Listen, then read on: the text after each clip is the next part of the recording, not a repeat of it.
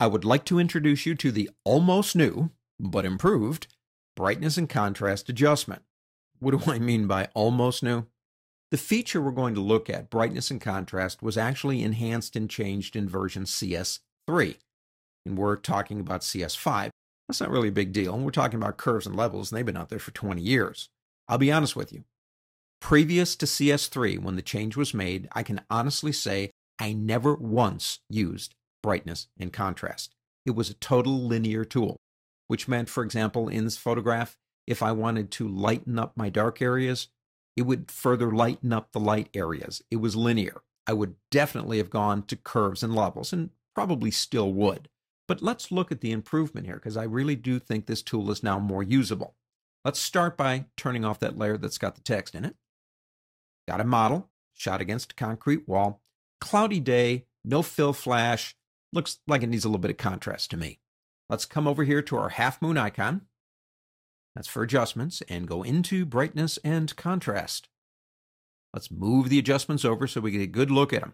You have a check mark here that says use legacy. Legacy means pre-CS3, before they made the change. So we're going to start there.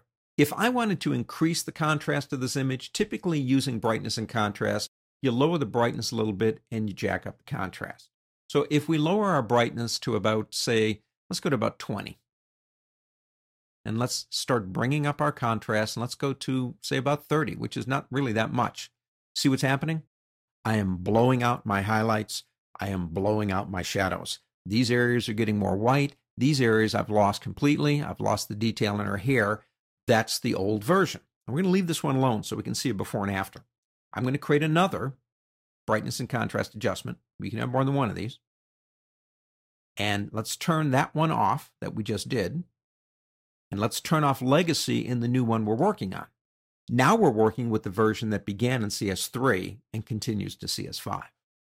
Brightness, I'm going to lower it down and say we do about the same, about 25. Now watch what happens when I take up my contrast. I'll go to 30. Let's go to 40. I still have all the details in her hair and all the weave on that sweater. It's actually working.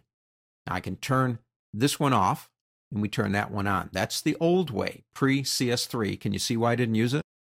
Here's the new way. It actually does work.